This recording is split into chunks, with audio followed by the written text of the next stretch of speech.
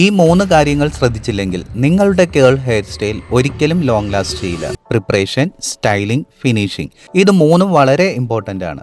ഞാൻ ഇന്ന് കാണിക്കുന്നത് ലൂസ് കേൾസ് ഹെയർ സ്റ്റൈലാണ്. ഫസ്റ്റ്, വെറ്റ് ഹെയറിൽ മൂസ് ആപ്ലിക്കേഷൻ ചെയ്യുക. നല്ല ക്വാളിറ്റിയുള്ള മൂസ് തന്നെ ഇതിന് യൂസ് ചെയ്യുക. ഞാൻ യൂസ് ചെയ്യുന്നത് സെബാസ്റ്റ്യൻ എന്ന് പറയുന്ന ബ്രാൻഡാണ്. ആദ്യം തന്നെ മൂസ് ആപ്ലിക്കേഷൻ റൂട്ടിൽ നിന്നും എൻഡ് വരെ നല്ല രീതിയിൽ ആപ്ലിക്കേഷൻ ചെയ്യുക. അതിനുശേഷം ത്രൂ ഔട്ട് നല്ല രീതിയിൽ കോംബ് ചെയ്യുക. ദെൻ ബ്ലോ ഡ്രൈ ചെയ്ത് ഹെയർ ഒന്ന് സെറ്റ് ചെയ്യുക. അതിനുശേഷം നല്ല രീതിയിൽ ക്രിമ്പിംഗ് കൊടുക്കുക. ഇത്രയും കാര്യങ്ങളാണ് നമ്മൾ പ്രിപ്പറേഷൻ രീതിയിൽ ശ്രദ്ധിക്കേണ്ടത്. ഇതെല്ലാം ചെയ്യുമ്പോൾ നമ്മുടെ ഹെയറിൽ ഒട്ടും ഓയിൽ പാടില്ല, അത് ഏറ്റവും ഇമ്പോർട്ടൻ്റ് ആണ്.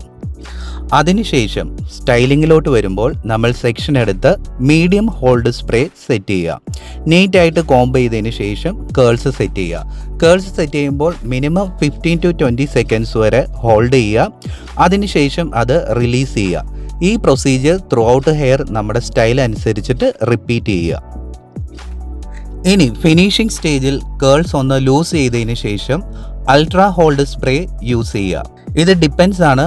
ഞാൻ ഫോളോ ചെയ്യുന്ന മെത്തേഡ്സിൽ ഒരു പ്രൊസീജിയർ മാത്രമാണിത്. നിങ്ങളെല്ലാവരും ഇതൊന്ന് ട്രൈ ചെയ്ത് ഇതിൻ്റെ റിസൾട്ട് ഒന്ന് കമൻറ്റ് ചെയ്യുക. ഇതുപോലത്തെ ടിപ്സിനായി എൻ്റെ പേജ് നിങ്ങൾ ഫോളോ ചെയ്യുക.